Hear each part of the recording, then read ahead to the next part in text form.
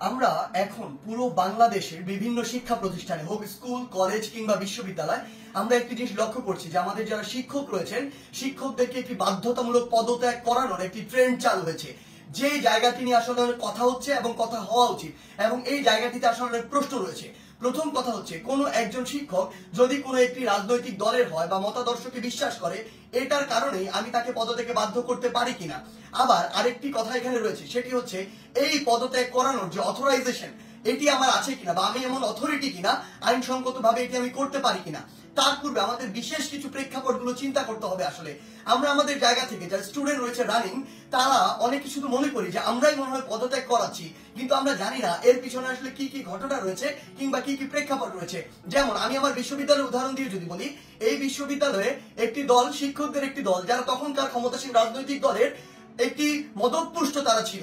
সেই জায়গা থেকে তারা যখন আমাদের এই যে আন্দোলন এই আন্দোলনের বিপক্ষে দাঁড়িয়েছিল, আবার অল্প কিছু শিক্ষক আছে এই সংখ্যাটি খুবই কম তারা একদম নিউট্রাল জায়গা থেকে আমাদের আন্দোলনের পক্ষে দাঁড়িয়েছিল। আবার একটা বড় সংখ্যক শিক্ষক ছিল যারা আমাদের আন্দোলনের ঠিকই পক্ষে দাঁড়িয়েছে, কিন্তু তারা আমাদের স্বার্থ চিন্তা করে নয় বরং এই স্বার্থ চিন্তা করে দাঁড়িয়েছিল যে এরপরে যদি কোনো রাজনৈতিক দল ক্ষমতায় আসে তারা ওই রাজনৈতিক দলের আসলে একটি গুরুত্বপূর্ণ স্টেক হোল্ডার, তখন তারা এই ফলটি ভোগ করবে। অর্থাৎ আলটিমেট এখানে দুইটি ভাগ রয়েছে। আমাদের এটি মনে করার কোনো কারণ নেই যে আগের যে দলটি ছিল যারা আমাদের বিপক্ষে ছিল তারা বাদ দিয়ে সবাই আমাদের পক্ষে, বরং ব্যাপারটি এমন নয়। আমরা যদি স্কুল কলেজের ক্ষেত্রে এই বিষয়টি লক্ষ্য করি তাহলে আমরা দেখতে পাবো হয়তো কোনো শিক্ষক হয়তো আওয়ামী লীগের রাজনীতির সাথে জড়িত ছিল, কিন্তু থাকে বলেই তাকে আমি পদত্যাগ করাতে পারি কিনা বা করানো উচিত কিনা। যে কেউ যে কোনো রাজনৈতিক আদর্শে বিশ্বাসী হতে পারে, কিন্তু আমার প্রশ্নটি হচ্ছে ওই রাজনৈতিক আদর্শে বিশ্বাসী হয়ে তিনি কি ক্ষমতার অপব্যবহার করে শিক্ষার্থীদেরকে চরমভাবে বাধা দিয়েছেন কিনা, শিক্ষার্থীদেরকে হেনস্থা করেছেন কিনা, কিংবা শিক্ষার্থীদেরকে কোনো একটি বিপদে ফেলেছেন কিনা, এই বিষয়গুলো আমাদেরকে লক্ষ্য রাখতে হবে। ইভেনিং যদি তিনি এই কাজগুলো করেও থাকেন তারপরও তার বিরুদ্ধে এরকম একটি প্রক্রিয়া পদত্যাগ করানোর জন্য যে বাধ্য করা এটি আমি করতে পারি কিনা, এই অথরিটি আমার আছে কিনা। আমরা আমাদের জায়গা থেকে মনে করি এটি একটি নিয়মতান্ত্রিক আইনসঙ্গত প্রক্রিয়ার দিকে যাওয়া উচিত এবং এটি তদন্ত সাপেক্ষে হওয়া উচিত। আমরা যদি পিছনের কিছু ঘটনা আসলে লক্ষ্য করি তাহলে কি বিষয়গুলো দেখবো, আমরা দেখবো প্রত্যেকটি স্কুলে আওয়ামী লীগ ফ্যাসিস্টের আমলে আসলে যে শিক্ষকরা আওয়ামী লীগের তোষামতি করে তেলবাজি করে ডমিনেট করেছে, আরেকটি শিক্ষক ছিল আরেকটি গোষ্ঠী যারা আসলে চুপ ছিল ওই পুরো সময়টুকুতে। এমনটি ভাবার কোনো কারণ নেই যে তারা নিউট্রাল ছিল, তারা তাদের জায়গা থেকে হয়তো এমন আরেকটি দলের ছিল যে দলটি তখন ক্ষমতায় ছিল না।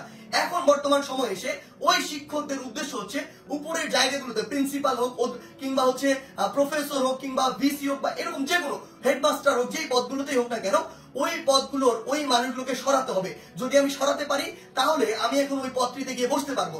এটার কারণে তারা আসলে কি করছে, তারা তাদের ক্লোজ কিংবা কাছের কিছু স্টুডেন্ট কিংবা কিছু স্টুডেন্টকে বিভিন্নভাবে মোটিভেট করে কিংবা কিছু স্টুডেন্ট যারা অতি উৎসাহী বা যাদেরকে সহজে আসলে ইমোশনালি ড্রিভেন করা যায় ওই স্টুডেন্টদেরকে বিভিন্নভাবে প্রভাবিত করে তারা এরকম একটি মব তৈরির চেষ্টা করছে ওই টিচারদেরকে নামানোর জন্য।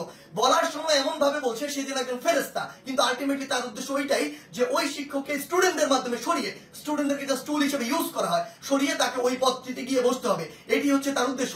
আবার এখানে আরো বিশেষ কিছু বিষয় রয়েছে। বিষয়গুলো হচ্ছে এরকম যে টিচারদের মধ্যে কিছু নোংরা পলিটিক্স রয়েছে। আসলে আগে হয়তো পূর্ব কোনো শত্রুতা ছিল বা পূর্বের কোনো একটি রাগ বা ক্ষোভ ছিল, যেই রাগ বা ক্ষোভটিকে আবার এখন মেটানোর জন্য তারা এই ব্যবস্থাটুকু গ্রহণ করে। স্টুডেন্টদের যে সাইডটা ওই সাইডটা কিন্তু আসলে জানে না এর ভিতরে কি কি পার্সপেক্টিভ রয়েছে।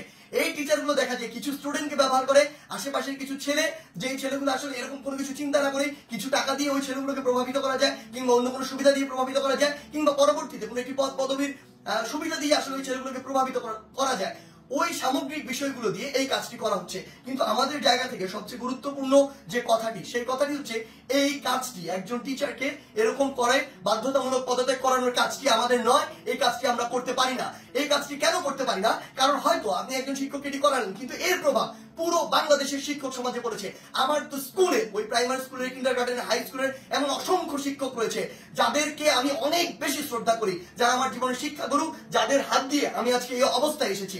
আমার ওই এমন একজন শিক্ষকের মনেও থেকে এই প্রভাবটি করেছে যে তার একজন কলিগকে আরেকজন শিক্ষককে স্কুল কলেজের যারা বাবার বয়সের সমান যারা দাদার বয়সের সমান এমন বয়সের একজন মানুষ যিনি আমার শিক্ষক, তাকে যদি স্কুলের বাচ্চারা গিয়ে এইভাবে একদম মব জাস্টিসের মাধ্যমে যা ইচ্ছা তাই বলছে, যেভাবে ইচ্ছা সেভাবে অপমান করছে, করে একদম বাধ্য করছে করছে, ওই পদ থেকে পদত্যাগ করতে, পুরো বাংলাদেশের শিক্ষক সমাজের উপরে এটির একটি মানসিকভাবে বড় প্রভাব পড়ে, যেটি পুরো বাংলাদেশের শিক্ষক এবং ছাত্রদের যে সম্পর্ক, ওই সম্পর্কের জায়গায় গুরুত্বপূর্ণ একটি প্রভাব ফেলে। এবং আমাদের যে এই যে সম্পর্কের জায়গাটি, এটি ভবিষ্যতের জন্য খুব খারাপভাবে নষ্ট হয়। আমরা আমাদের শিক্ষার পরিবেশ নিয়ে কথা বলি, সেখানে যদি আমার শিক্ষক এবং শিক্ষার্থীদের যে এই পরিবেশটি ঠিক না থাকে, এই সম্পর্কটি যদি একটি তিক্ততার পর্যায়ে চলে যায়, তাহলে আলটিমেটলি এটি কিভাবে সম্ভব? আলটিমেটলি এই শিক্ষার উন্নয়নটি কিভাবে সম্ভব? সবচেয়ে বড় কথা হচ্ছে, ওই শিক্ষক যদি দোষী হয়, তাহলে আমরা আইন নিজের হাতে তুলে নিচ্ছি, আর যদি দোষী না হয় তাহলে আমরা আইনটি ভঙ্গ করছি, যার কোনোটি আসলে আমরা করতে পারি না। যেটি করছি এটি হচ্ছে আইনগতভাবে অন্যায়।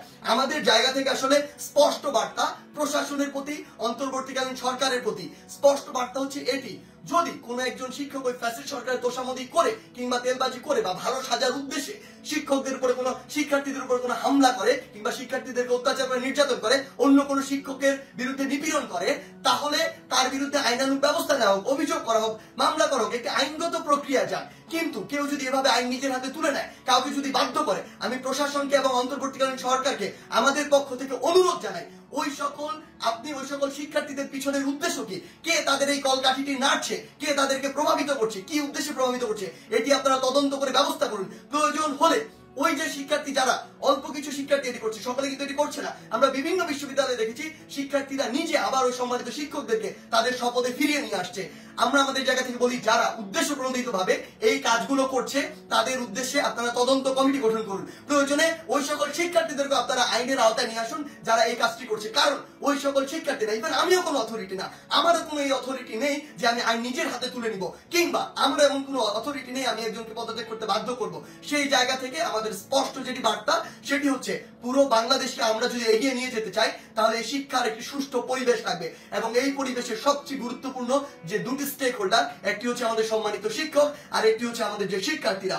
এই দুই জায়গায় যে সম্পর্কের বিষয়টি, এটি যতদিন না সুন্দর হচ্ছে, শ্রদ্ধার হচ্ছে, স্নেহের হচ্ছে, ততদিন শিক্ষার পরিবেশ কোনোদিন সুন্দরভাবে ফিরে আসতে পারে না। তাই আমরা আমাদের জায়গা থেকে আমাদের এই শিক্ষকদের এভাবে বাধ্য করে কোন একটি নিয়মতান্ত্রিক প্রক্রিয়া না গিয়ে বাধ্য করে পদত্যাগ করানোর যে প্রক্রিয়াটি, এই প্রক্রিয়াটিকে আমরা কখনো সমর্থন জানাই না। বরং আমাদের সম্মানিত অনেক শিক্ষককে বিভিন্নভাবে প্ররোচিত হয়ে অপমানিত বা অপদস্থ করার যে ট্রেন্ড বা একটি প্রক্রিয়া আমরা দেখতে পাচ্ছি, এটিকে আমরা অবশ্যই ঘৃণা ভরে প্রত্যাখ্যান করি। ধন্যবাদ।